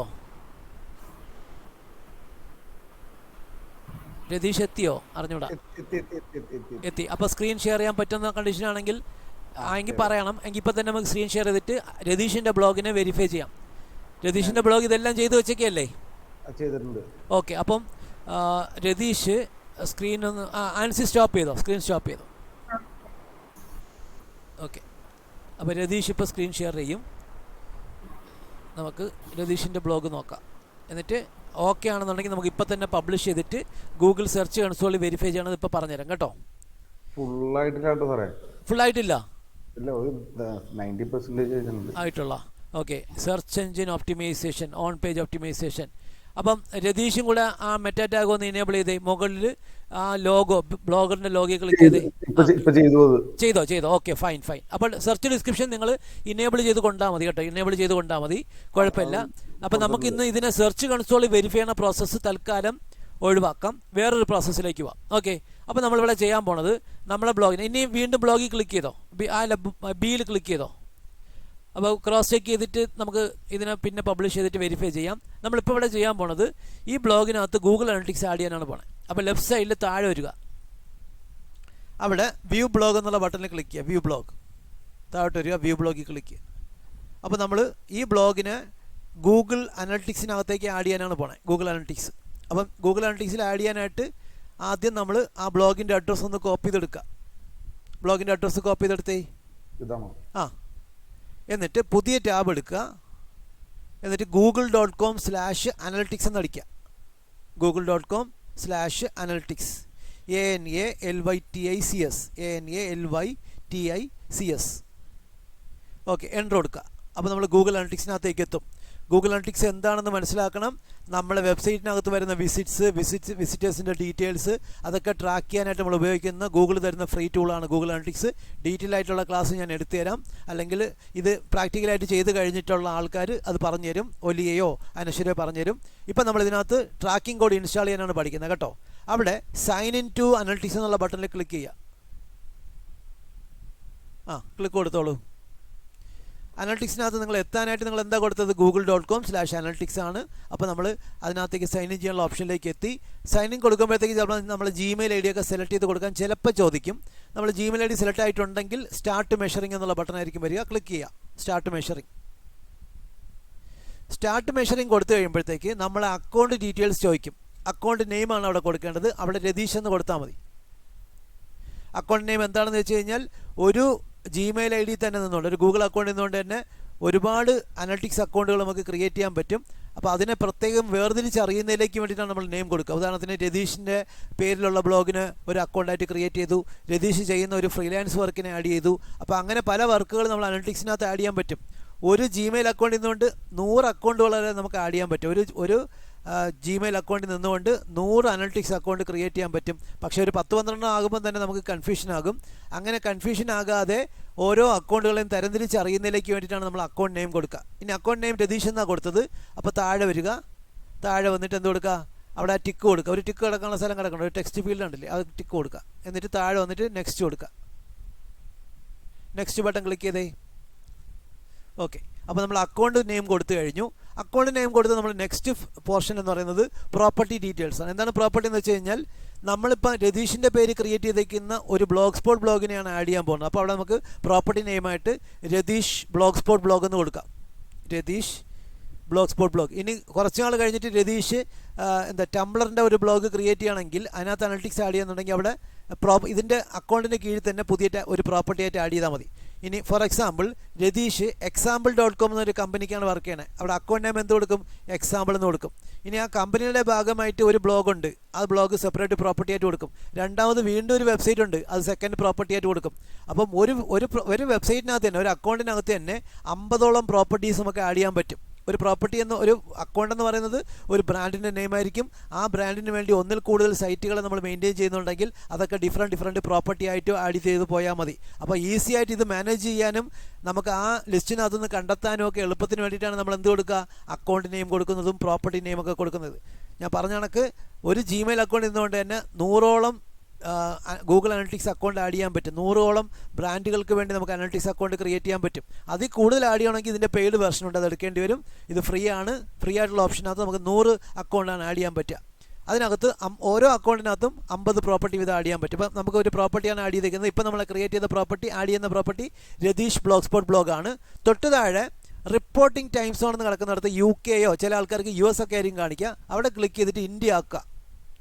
അവിടെ കുറച്ച് കാര്യങ്ങൾ മനസ്സിലാക്കാനുണ്ട്. എന്താ വെച്ച് കഴിഞ്ഞാൽ നമ്മൾ ഏത് കൺട്രിയായിട്ട് അസോസിയേറ്റ് ചെയ്ത ബ്ലോഗാണോ വെബ്സൈറ്റ് ആണോ നമ്മൾ അനലിറ്റിക്സ് ആഡ് ചെയ്യുന്നത്, ആ കൺട്രി ആഡ് ചെയ്യുന്നതാണ് നല്ലത്. ഇത് കൊടുക്കുമ്പോൾ പ്രത്യേകം ശ്രദ്ധിക്കണം. നമ്മൾ വർക്ക് ചെയ്യുന്ന കമ്പനി അമേരിക്കയിലുള്ള ഒരു വെബ്സൈറ്റാണ്, അമേരിക്കയിലുള്ള കമ്പനിയുടെ വെബ്സൈറ്റാണ് എന്ന് വിചാരിച്ചോ? ആരെങ്കിലും എന്തോ ചോദിച്ചോ? ഓക്കെ. ഒരാൾ ഇപ്പോൾ രതീഷ് US ഒരു ക്ലയൻറ്റിൻ്റെ വർക്കാണ് ചെയ്യുന്നത്. അതിനെ നമ്മൾ പിടിച്ച് reporting time zone India add ചെയ്ത് കഴിഞ്ഞാൽ അവിടെ ചെറിയ കമ്മ്യൂണിക്കേഷൻ പ്രശ്നങ്ങൾ വരാൻ ചാൻസ് ഉണ്ട്. കാരണം US ഇന്ത്യയും തമ്മിലുള്ള ടൈം സോൺ ഡിഫറൻ്റ് ആണ്, ഇല്ലേ? അമേരിക്കക്കാർ ഇപ്പോൾ 19-ാം തീയതി എത്തിയിട്ട് കുറച്ച് മണിക്കൂറുകളേ ആയിട്ടുള്ളൂ. എന്നാൽ നമ്മൾ 19-ാം തീയതി എന്നുള്ള ഡേറ്റ് എത്തിയിട്ട് എത്ര മണിക്കൂറായി? 14.5 മണിക്കൂറായി, ഇല്ലേ? അപ്പം അത്രയും വ്യത്യാസം ഇന്ത്യയും അമേരിക്കയും തമ്മിലുള്ള ടൈം സോൺ ഡിഫറൻസ് ഉണ്ടാകും. അപ്പം നമ്മളൊരു അമേരിക്കയിലുള്ള ഒരു വെബ്സൈറ്റിൻ്റെ SEO ചെയ്യുമ്പോൾ അതിൻ്റെ ടൈം സോൺ അറിയാതെ പിടിച്ച് ഇന്ത്യ ആക്കി കൊടുത്തു കഴിഞ്ഞാൽ ആ അമേരിക്കയിലുള്ള ക്ലയൻറ്റ് നമ്മളത് ചോദിക്കുകയാണ്, ഓക്കെ നമുക്ക് നവംബർ 19-ാം തീയതി എത്ര വിസിറ്റ് കിട്ടിയെന്ന് ചോദിക്കുമ്പോൾ നമ്മൾ പറയും ഹോൾഡ് ചെയ്ത് ഇപ്പോൾ പറയാം. നമ്മൾ നേരെ എവിടെ പോകും? അനലിറ്റിക്സിനകത്ത് പോകും. നമ്മളെ കണക്കനുസരിച്ച് 19-ാം തീയതി ഇത്ര വിസിറ്റ് കിട്ടിയെന്നായിരിക്കും പറയുന്നത്. പക്ഷേ ആ കണക്ക് അവരുടെ കണക്കിൽ ടാലി ആവത്തില്ല. നമ്മൾ പറയാണ് 150 വിസിറ്റാണ് കിട്ടിയത്, പക്ഷെ അവർ പറയാണ് അത് ശരിയാവത്തില്ല. 19-ാം തീയതി അവർക്ക് 250 രജിസ്ട്രേഷൻ നടന്നു. അപ്പോൾ അങ്ങനെ അത് ടാലി ആവാതെ വരാൻ ചാൻസ് ഉണ്ട്. അപ്പോൾ നമ്മൾ ഏത് വെബ്സൈറ്റിൻ്റെ, ഏത് കൺട്രിയായിട്ട് അസോസിയേറ്റ് ചെയ്ത വെബ്സൈറ്റിൻ്റെ SEO ആണോ ചെയ്യുന്നത്, ആ കൺട്രിയാണ് ടൈം സോണായിട്ട് ആഡ് ചെയ്യേണ്ടത്. തെറ്റിപ്പോയി കഴിഞ്ഞാൽ കൺട്രികളുടെ ടൈം സോണുകൾ ഡിഫറൻ്റ് ആയതുകൊണ്ട് അവിടെ കമ്മ്യൂണിക്കേഷൻ പ്രോബ്ലം വരാം. ഇപ്പോൾ അമേരിക്കയിൽ നിന്നുള്ള ക്ലയൻറ്റ് വിളിച്ച് ചോദിക്കുമ്പോൾ നമ്മൾ പറയാണ് 19-ാം തീയതി 150 വിസിറ്റാണ് വന്നിട്ടുള്ളത്. അപ്പോൾ ക്ലയൻറ്റിൻ്റെ അഭിപ്രായത്തിൽ എന്താണ്, അവിടെ 200 രജിസ്ട്രേഷൻ നടന്നിട്ടുണ്ട്. അപ്പോൾ 150 വിസിറ്റ് വന്നു കഴിഞ്ഞാൽ ഒരിക്കലും 200 രജിസ്ട്രേഷൻ നടക്കത്തില്ല. കാരണം എന്താണ്, ടൈം സോൺ ഡിഫറൻ്റ് ആണ്. നമ്മളെ 19-ാം തീയതി തുടങ്ങിയിട്ട് എത്ര മണിക്കൂറായി, ഇത്ര നാളായി, ഇത്ര നേരമായി ഇല്ലേ, 14 മണിക്കൂർ കഴിഞ്ഞു. അവരെ സംബന്ധിച്ചോളം അവർ 19-ാം തീയതിയിൽ എത്തിയിട്ട് ഇപ്പോൾ 2-3 മണിക്കൂർ ആവുന്നുള്ളൂ. അപ്പം ഇന്ന് രാവിലെ 10 മണിക്ക് ഒരു വിസിറ്റ് വന്നത് നമ്മളെ കണക്കിന് 19-ാം തീയതി വന്ന വിസിറ്റും അവരെ കണക്കിന് അത് 18-ാം തീയതി വന്ന വിസിറ്റുമാണ്. അപ്പോൾ അങ്ങനെ ടൈം സോൺ ഡിഫറൻസ് ഉള്ളത് കൊണ്ട് നമ്മൾ ഏത് വെബ്സൈറ്റിൻ്റെ ഡിജിറ്റൽ മാർക്കറ്റിംഗ് ആണോ ചെയ്യുന്നത് ആ കൺട്രിയിലെ ടൈം സോണാണ് ആഡ് ചെയ്യേണ്ടത്. ഇവിടെ നമ്മൾ ഇന്ത്യ കൊടുത്തോളൂ. ഇനി താഴോട്ട് വന്നോ, ഇന്ത്യ കൊടുത്തിട്ട് താഴോട്ട് വന്നോ, ക്ലിക്ക് ചെയ്യൂ. താഴോട്ട് വരുമ്പോൾ അവിടെ റിപ്പോർട്ടിംഗ് ടൈം സോണിൻ്റെ അവിടെ ഇന്ത്യ ആയിട്ടുണ്ട്. അവിടെ കറൻസി മാറ്റി ഇന്ത്യ IN എന്ന് കൊടുക്കുമ്പം INR കാണിക്കും. IN എന്ന് ടൈപ്പ് ചെയ്തേ, അവിടെ INR കാണിക്കുന്നുണ്ടാകും. ഇന്ത്യ അത് തന്നെ INR കാണിക്കുന്നില്ലേ, ഇന്ത്യ എന്ന് ടൈപ്പ് ചെയ്തേ. അല്ലല്ല, അവിടെ ഒന്നുമല്ല, അങ്ങനെ ഒന്നും അടിച്ചിട്ട് കാര്യമില്ല. അവിടെ IN എന്നിട്ട് ഒരിക്കൽ കൂടെ ടൈപ്പ് ചെയ്തേ. താഴെ എവിടെയെങ്കിലും IN കാണിക്കണം നോക്കിയേ. ഇന്ത്യൻ റുപ്പീസ് ഇതേ കിടക്കണം, ഇന്ത്യൻ റുപ്പീസ് അത് തന്നെ IND. ഓക്കെ, കുഴപ്പമില്ല. അപ്പം കറൻസി നമ്മൾ സെലക്ട് ചെയ്ത് കൊടുത്തു. ഇനി താഴെ നെക്സ്റ്റ് കൊടുക്കുക. നെക്സ്റ്റ് കൊടുക്കുമ്പം നമ്മൾ ഏത് കാറ്റഗറിയിലുള്ള ബിസിനസ്സിൻ്റെ വെബ്സൈറ്റ് ആണെന്ന് ചോദിക്കും. അപ്പോൾ ഉദാഹരണത്തിന് ബിസിനസ് ഡീറ്റെയിൽസിനകത്ത് എന്താണ് കാറ്റഗറി, അവിടെ സെലക്ട് 1 എന്ന് കൊടുക്കുന്നുണ്ടാവും. അപ്പോൾ നമ്മൾ ചെയ്യുന്ന ഈ വെബ്സൈറ്റ് ഒരു ഓട്ടോമോട്ടീവ് അല്ലെങ്കിൽ കാറുകളെ പറ്റിയൊക്കെ ഉള്ളതാണെങ്കിൽ അവിടെ ഓട്ടോമോട്ടീവ് എന്നുള്ള ഓപ്ഷൻ ഉണ്ടാകും. ഒരു ഹോസ്പിറ്റലിൻ്റെ ആണെങ്കിൽ ഹെൽത്ത് ആൻഡ് വെൽനസ് ഉണ്ടാകും. അവിടെ ക്ലിക്ക് ചെയ്തേ. ആണോ, അവിടെ നമ്മൾ ആർട്സ് ആൻഡ് എൻ്റർടൈൻമെൻറ്റ് ആണെന്നുണ്ടെങ്കിൽ അത് സെലക്ട് ചെയ്യാൻ പറ്റും. കാറുകളെ പറ്റിയൊക്കെ ആണെങ്കിൽ ഓട്ടോ ആൻഡ് വെഹിക്കിൾ കാണിക്കും. കണ്ടോ, ഒരു ബ്യൂട്ടി പാർലറിൻ്റെയോ ജിമ്മിൻ്റെ ഒക്കെ ആണെങ്കിൽ ബ്യൂട്ടി ആൻഡ് ഫിറ്റ്നസ് കൊടുക്കാം. ഇവിടെ നമ്മൾ കൊടുക്കേണ്ടത് ഏറ്റവും താഴോട്ട് പോകുമ്പോഴത്തേക്ക് നിങ്ങൾക്ക് റെഫറൻസ് എന്നുള്ളൊരു ഓപ്ഷൻ ഉണ്ടാകും. ഇതൊരു ബ്ലോഗ് ആയതുകൊണ്ട് നിങ്ങൾ റെഫറൻസ് എന്ന് തൽക്കാലം കൊടുത്താൽ മതി. റെഫറൻസ് ഇതേ കിടക്കണം, കൊടുത്തോളൂ. റെഫറൻസ് കൊടുത്തു കഴിഞ്ഞ് ഇനി താഴോട്ട് വന്നേ. അവിടെ കണ്ടോ നമ്മളെ കമ്പനിയുടെ സൈസ് ചോദിക്കുന്നുണ്ടാവും. അവിടെ ആദ്യത്തെ ഓപ്ഷൻ സ്മോൾ 1 to 10 എന്ന് കൊടുക്കുക. മനസ്സിലാക്കണം, നമ്മൾ SEO ചെയ്യുന്ന വെബ്സൈറ്റിൻ്റെ കമ്പനിക്കകത്ത് എത്ര സ്റ്റാഫുണ്ട്, എത്രത്തോളം വലിപ്പമുള്ള ആണെന്നാണ് അവർ ചോദിക്കുന്നത്. 11 മുതൽ 100 വരെയുള്ള ആൾക്കാർ വർക്ക് ചെയ്യുന്നതാണെങ്കിൽ രണ്ടാമത്തെ മീഡിയം ഓപ്ഷനും, 101-ലധികം ആൾക്കാർ വർക്ക് ചെയ്യുന്ന ഒരു കമ്പനിയാണെങ്കിൽ 500-ന് താഴെ വരുന്ന ആൾക്കാരാണ് അവിടെ ഉള്ളതെങ്കിൽ നമുക്ക് ലാർജും, പിന്നെ 500-ന് മുകളിൽ ആൾക്കാർ വർക്ക് ചെയ്യുന്നത്, ഇപ്പോൾ 2000 ആൾക്കാർ വർക്ക് ചെയ്യുന്ന ഒരു ഹോസ്പിറ്റലിൻ്റെ ആണെങ്കിൽ നമ്മൾ എന്ത് കൊടുക്കണം, വെരി ലാർജ് കൊടുക്കണം. എന്നിട്ട് നെക്സ്റ്റ് കൊടുത്തോളൂ. അപ്പോൾ നമ്മൾ നെക്സ്റ്റ് കൊടുക്കുന്ന സമയത്ത് നമ്മളുടെ ഒബ്ജക്റ്റീവ്സ് ചോദിക്കും. നിങ്ങൾ ഗൂഗിൾ അനലിറ്റിക്സ് വഴി എന്തൊക്കെയാണ് നിങ്ങളുടെ ബിസിനസ് ഒബ്ജക്റ്റീവ്, അവിടെ ആദ്യത്തെ ലീഡ്സ് ടിക്ക് ചെയ്തോളൂ. സെയിൽസ് ടിക്ക് ചെയ്യേണ്ട, ട്രാഫിക് ടിക്ക് ചെയ്തോളൂ. അപ്പോൾ നമ്മൾ എന്തൊക്കെ ഗൂഗിൾ അനലിറ്റിക്സ് വഴി നമ്മൾ ട്രാക്ക് ചെയ്യാൻ ഉദ്ദേശിക്കുന്നത്, നമ്മുടെ ഒബ്ജക്റ്റീവ് എന്താണെന്നാണ്. അപ്പോൾ യൂസർ എൻഗേജ്മെൻറ്റ് ടിക്ക് ചെയ്തോളൂ. യൂസർ എൻഗേജ്മെൻറ്റ് ടിക്ക് കൊടുത്തോളൂ. ഓക്കെ, ഇനി താഴെ വന്നിട്ട് ക്രിയേറ്റ് കൊടുത്തോളൂ. അപ്പോൾ നമ്മൾ നമ്മുടെ ടേംസ് ഓഫ് സർവീസ് എഗ്രിമെൻറ്റിലെത്തും. അവിടെ terms of service agreement tick കൊടുക്കുന്നതിന് മുമ്പേ ഒരു കാര്യം ശ്രദ്ധിക്കണം. മുകളിൽ ഏത് കൺട്രിയാണ് കൊടുത്തിരിക്കണം നോക്കിയേ. മിക്കവാറും UK ആയിരിക്കും കാണിക്കുക. അത് മാറ്റി ഇന്ത്യ ആക്കണം. കണ്ടോ, UK ആണ് കാണിക്കുന്നത്. അത് വേറൊന്നുമല്ല, ഇവിടെയും കുറച്ച് കാര്യം അറിഞ്ഞിരിക്കേണ്ടതുണ്ട്. നമ്മളിപ്പം ടേംസ് ഓഫ് സർവീസ് എഗ്രിമെൻറ്റ് കൊടുക്കുമ്പം നമ്മളെ കൺട്രി ആക്കുമ്പോഴാണ് നമ്മളെ ഇന്ത്യയുമായിട്ട് ബന്ധപ്പെട്ടുള്ള ജൂറിസ്ഡിക്ഷൻ അനുസരിച്ചുള്ള ടേംസ് ഓഫ് സർവീസ് എഗ്രിമെൻറ്റ് കാണിക്കുക. ഇത് നേരത്തെ ഗൂഗിളിനകത്ത് US-ൻ്റെ ജൂറിസ്ഡിക്ഷൻ കാണിക്കുന്ന ഒരു എഗ്രിമെൻറ്റ് മാത്രമേ ഉണ്ടായിരുന്നുള്ളൂ. അവർ നേരത്തെ അങ്ങനെയാണ് നിലനിർത്തിയിരുന്നത്. 2012 വരെ അങ്ങനെ നിലനിർത്തിയിരുന്നു. പക്ഷേ അങ്ങനെ നിലനിർത്തി പോയെന്ന സമയത്ത് ഇന്ത്യയിലുള്ള ചില കമ്പനികളുമായിട്ട് US-ൽ കേസ് ഉണ്ടായപ്പോൾ ചെറിയ കമ്പനികൾ വരെ US-ൽ ഉള്ള നിയമം അനുശാസിക്കുന്ന terms of service agreement implement ചെയ്യുന്ന ഗൂഗിളിനെ തോപ്പിച്ചു. കാരണം US-ലുള്ള ജൂറിസ്ഡിക്ഷൻ അല്ലെങ്കിൽ അവിടുത്തെ നിയമം ഇവിടെ വില പോകത്തില്ല. ഇവിടെ സുപ്രീം കോടതിയിൽ ഗൂഗിൾ പല കമ്പനികളടുത്തും തോറ്റു. ഇവിടെ Shaadi.com പോലുള്ള കുഞ്ഞു കമ്പനികൾ വരെ ഗൂഗിളിനെ തോൽപ്പിച്ചായിരുന്നു. അപ്പോഴാണ് അവരെന്ത് ചെയ്തത്, ഓരോ കൺട്രിക്ക് വേണ്ടിയിട്ട് separate term of service agreement എഴുതാൻ തുടങ്ങി. ഇപ്പോൾ ഇവിടെ നമ്മൾ ഇന്ത്യ ആക്കി കൊടുക്കുമ്പം ടേംസ് ഓഫ് സർവീസ് എഗ്രിമെൻറ്റ് എന്തായി മാറും, ഇന്ത്യയുടെ നിയമാവലിക്ക് നമ്മളെ ഇന്ത്യൻ കോൺസ്റ്റിറ്റ്യൂഷൻ അനുസരിച്ചുള്ള രീതിയിൽ മാറിയിട്ടുണ്ടാകും. ഇനി താഴോട്ട് വന്നിട്ട് ടിക്ക് കൊടുക്കുക. ആ എഗ്രി എന്നുള്ളിടത്തൊരു ടിക്ക് ഉണ്ടാകും. അത് ടിക്ക് കൊടുക്കുക. 2 എണ്ണം ഉണ്ടാവും കേട്ടോ, 2 ടിക്ക് കൊടുക്കാൻ ഉണ്ടാവും. ആദ്യത്തെ ടിക്ക് താഴെ ഉണ്ടാകും. ദേ പോയോ? പതുക്കെ പോയാൽ മതി. കുറച്ചുകൂടെ താഴോട്ട് വന്ന് നോക്കി. ഇത് ഒരുപാട് പേജ് ഉണ്ടാവും. പ്രിൻ്റൊന്നും എടുക്കാൻ നോക്കണ്ട കേട്ടോ, 150 പേജ് ഉണ്ടാവും. താഴെ വെള്ളം കണ്ടില്ലേ? ഐ എഗ്രി കണ്ടില്ലേ? അല്ലല്ല, എഗ്രി ആവണമെങ്കിൽ ഒരു ടിക്ക് കൊടുക്കണം. ടിക്ക് ചെയ്യാനുള്ള അതേ അവിടെ തന്നെ ടിക്ക് കൊടുത്തു. എന്നിട്ട് റൈറ്റ് സൈഡിലുള്ള ഒരിക്കൽ കൂടെ ട്രാക്ക് ചെയ്ത്, റൈറ്റ് സൈഡിലുള്ള സാധനം ഒരിക്കൽ കൂടെ ട്രാക്ക് ചെയ്ത്, അപ്പോൾ ഒരു അഗ്രിമെൻ്റ് കൂടെ ഉണ്ടാവും. അതും താഴെ പോയി ടിക്ക് കൊടുക്കണം. അതും ടിക്ക് കൊടുത്താലേ എഗ്രി ഓൺ ആവുള്ളൂ. ഓക്കെ, ഐ അക്സെപ്റ്റ് കൊടുക്കുക. ഓക്കെ, അപ്പോൾ നമ്മൾ term of service agreement accept ചെയ്തു. അപ്പോഴും നമുക്ക് എന്താണ് അവിടെ സ്റ്റാർട്ട് കളക്ടിങ് ഡേറ്റ എന്ന് കാണിക്കുന്നിടത്ത് ഏത് പ്ലാറ്റ്ഫോമിലുള്ള ഡേറ്റയാണ് നിങ്ങൾ കളക്ട് ചെയ്യാൻ ഉദ്ദേശിക്കണമെന്ന് ചോദിക്കും. എന്തൊക്കെയാണ്? വെബ്സൈറ്റ് ഉണ്ട്, ആൻഡ്രോയിഡ് ആപ്പ് ഉണ്ട്, iOS ആപ്പ് ഉണ്ട്. അപ്പോൾ ഒരു കാര്യം മനസ്സിലാക്കണം, നമ്മൾ ഗൂഗിൾ അനലിറ്റിക്സിൻ്റെ ട്രാക്കിംഗ് കോഡ് ഉപയോഗിച്ച് നമുക്ക് വെബ്സൈറ്റിനകത്ത് വരുന്ന ആൾക്കാരുടെ അല്ലെങ്കിൽ അതിൻ്റെ വിസിറ്റ് ഡീറ്റെയിൽസ് മാത്രമല്ല ട്രാക്ക് ചെയ്യാൻ പറ്റുക. വേറെ എന്തൊക്കെ ട്രാക്ക് ചെയ്യാം? ആൻഡ്രോയിഡ് ആപ്പിനകത്ത് വരുന്ന ആൾക്കാരുടെ ഡീറ്റെയിൽസ്, അല്ലെങ്കിൽ എത്ര ആൾക്കാർ വന്നു, എന്തൊക്കെ സെഷൻ നടത്തി, അതൊക്കെ ട്രാക്ക് ചെയ്യാം. അതുപോലെ തന്നെ iOS ആപ്പും ട്രാക്ക് ചെയ്യാൻ പറ്റും. ഇവിടെ തൽക്കാലം വെബ് മാത്രം സെലക്ട് ചെയ്താൽ മതി. വെബ് സെലക്ട് ചെയ്തേ. ഓക്കെ, വെബ് സെലക്ട് ചെയ്ത് കഴിയുമ്പോൾ നമുക്ക് നമ്മുടെ സ്ട്രീം ക്രിയേറ്റ് ചെയ്യാനുള്ള സ്ഥലത്തെത്തും. അവിടെ വെബ്സൈറ്റിൻ്റെ URL കാണിക്കുന്ന സ്ഥലം കണ്ടോ? അവിടെ നമ്മൾ കോപ്പി ചെയ്ത് വെച്ചിരിക്കുന്ന ബ്ലോഗിൻ്റെ അഡ്രസ്സ് പേസ്റ്റ് ചെയ്യുക. എന്നിട്ട് തുടക്കത്തിൽ അതിൻ്റെ ഒരു പ്രിഫിക്സ് ഉണ്ടാകും കേട്ടോ. HTTPS ആൾറെഡി അവിടെ ഉണ്ട്, അതങ്ങ് റിമൂവ് ചെയ്ത് കളയുക. സ്ലാഷും കളയണം. കാരണം ലെഫ്റ്റ് സൈഡിൽ അതൊക്കെ ഉണ്ട്, ആൾറെഡി HTTPS അവിടെ ഉണ്ട്. ഓക്കെ, നമ്മുടെ ബ്ലോഗിൻ്റെ അഡ്രസ്സ് എന്തായിരുന്നു? നാടുവാണ് പണ്ട് ക്രിയേറ്റ് ചെയ്തിരുന്ന. അയ്യോ, ഇതിപ്പോൾ നമുക്ക് SEO ടോപ്പിക് ക്രിയേറ്റ് ചെയ്തപ്പോഴത്തേക്ക് ഒരെണ്ണം പുതുതായിട്ട് ക്രിയേറ്റ് ചെയ്യാൻ മേലായിരുന്നോ? അല്ല, അത് വന്നില്ല, അത് ക്രിയേറ്റ് ചെയ്യാൻ പറ്റിയില്ല. അയ്യോ, അത് നിങ്ങൾ ചോദിക്കാത്തെന്താ? നമുക്ക് ബ്ലോഗറിനകത്ത് 100 ബ്ലോഗ് വരെ ക്രിയേറ്റ് ചെയ്യാം. അയ്യോ, കുഴപ്പമില്ല കേട്ടോ, ഇനിയിപ്പോൾ ഒന്നും അടുത്ത് പറയാൻ നിൽക്കണ്ട. ഇത് എൻ്റെ അടുത്ത് പറഞ്ഞെങ്കിൽ നമ്മൾ നാടുവാണി ഞാൻ പണ്ട് ക്രിയേറ്റ് ചെയ്ത ബ്ലോഗാണ്. അത് അവിടെ അതൊരു സൈഡിൽ നിന്നോട്ടെ, അത് വേറെ ടോപ്പിക്കല്ലേ. നമുക്ക് എന്താണ് നമ്മളുടെ ബ്ലോഗിൽ തന്നെ നമ്മളെ പേരിൽ തന്നെ എന്താണ് ജിമെയിൽ ഐഡി വെച്ചിട്ട് ഓട്ടോമാറ്റിക്കലി ക്രിയേറ്റ് ചെയ്തതാണ്. നാടുവാണി എന്നെ ജിമെയിൽ ഐഡി. അപ്പോൾ കുഴപ്പമില്ലായിരുന്നു, നിങ്ങൾ അത് എൻ്റെ അടുത്ത് പറഞ്ഞാൽ മതിയായിരുന്നു. ഞാൻ ബ്ലോഗ് ക്രിയേറ്റ് ചെയ്ത്, ഞാൻ അത് സാധാരണ രീതിയിൽ പറയാറുള്ളതാണ്. അല്ലെങ്കിൽ ബ്ലോഗ് ക്രിയേറ്റ് ചെയ്തിട്ടുണ്ടെങ്കിൽ വേറെ ബ്ലോഗ് നമുക്ക് ക്രിയേറ്റ് ചെയ്യാം, അതിനകത്ത് ക്രിയേറ്റ് ചെയ്യാനുള്ള ഓപ്ഷൻ ഉണ്ട്. കുഴപ്പമില്ല. ഇനിയിപ്പോൾ എന്തായാലും നമ്മൾ എല്ലാം ചെയ്തു പോയില്ലേ? ഓക്കെ, നമ്മൾ URL അടിച്ചു. തൊട്ടടുത്ത് കണ്ടോ മൈ വെബ്സൈറ്റ് എന്ന് അവിടെ നെയിം കിടക്കുന്നിടത്ത് രതീഷ് SEO അനലിസ്റ്റ് ടൈപ്പ് ചെയ്യുക, അല്ലെങ്കിൽ രതീഷ് ബ്ലോഗ് സ്പോട്ട് ബ്ലോഗ് എന്ന് അടിച്ചാൽ മതി. Ratheesh blog spot blog space blog spot blog, അതാണ് സ്ട്രീം നെയിം. സ്ട്രീം നെയിം നമ്മൾ ക്രിയേറ്റ് ചെയ്ത് കൊടുക്കണം. Blog spot blog.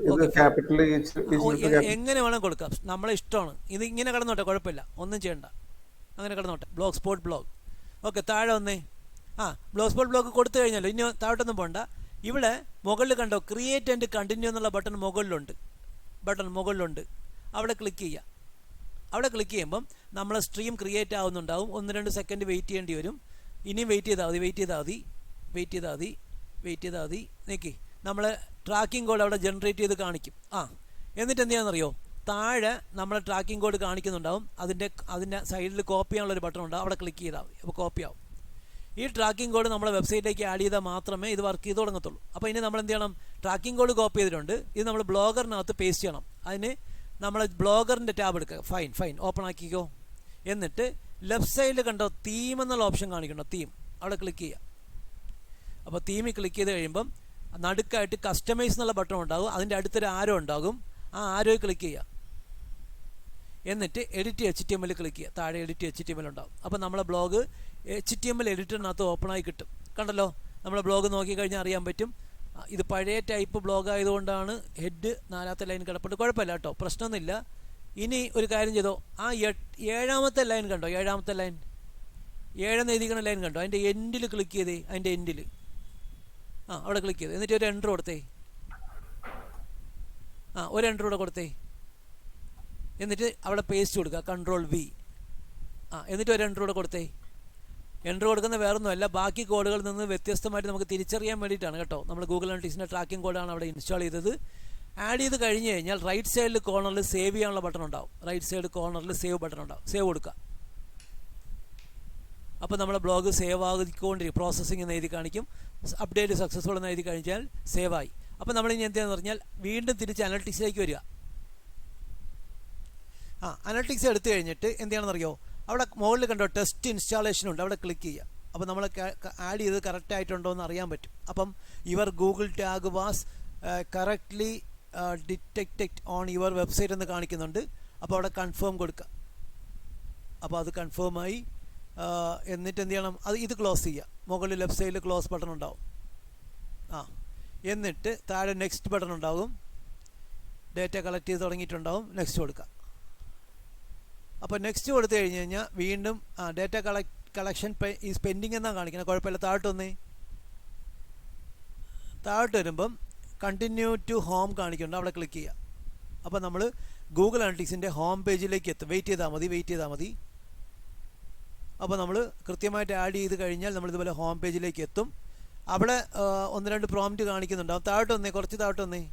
അത് നമുക്കിത് ഹെൽപ്പ് ചെയ്യുന്ന ഇവൻറ്റിൻ്റെയൊക്കെ നോട്ടിഫിക്കേഷൻ തരുന്ന സ്ഥലമാണ്. അത് ക്ലോസ് ചെയ്തോ, കുഴപ്പമില്ല. എന്നിട്ട് സേവ് കൊടുത്തോ. Okay, fine. അപ്പോൾ നമ്മളെ ഗൂഗിൾ അനലിറ്റിക്സ് ആഡ് ചെയ്തതിൻ്റെ ഗൂഗിൾ അനലിറ്റിക്സിൻ്റെ ഹോം പേജിൽ എത്തിക്കഴിഞ്ഞു. ആ നീല വിൻഡോയും ക്ലോസ് ചെയ്തോ, കുഴപ്പമില്ല. അതൊക്കെ നമ്മളെ ഗൈഡ് ചെയ്യുന്ന സാധനങ്ങളാണ്. ഇനി കുറച്ച് താഴോട്ട് എത്തിക്കഴിഞ്ഞാൽ യുവർ കളക്ഷൻ ഈസ് ആക്റ്റീവ്. ഒരു വിസിറ്റ് കാണിക്കുന്നുണ്ട്. രതീഷിൻ്റെ ബ്ലോഗ് ഒരിക്കൽ കൂടെ ആ ടാബില്ലേ, രതീഷിൻ്റെ ബ്ലോഗിൽ നിൽക്കുന്ന ടാബ് ഓപ്പൺ ആക്കി. അടുത്ത ടാബ് അത് തന്നെ ഓപ്പൺ ആക്കിയിട്ട് ഒന്ന് റീലോഡ് ചെയ്തേ. എന്നിട്ട് റീലോഡ് കൊടുക്കുക. റീലോഡ് കൊടുത്തു കഴിഞ്ഞാൽ ആ ബ്ലോഗിൻ്റെ അഡ്രസ്സ് കോപ്പി ചെയ്ത് നമ്മൾ ഗൂഗിൾ മീറ്റിൻ്റെ ചാറ്റിനകത്തൊന്ന് ഇട്ടേ. കോപ്പി ചെയ്തിട്ട് ഗൂഗിൾ മീറ്റിൻ്റെ ചാറ്റിനകത്ത് ഇട്ടേ.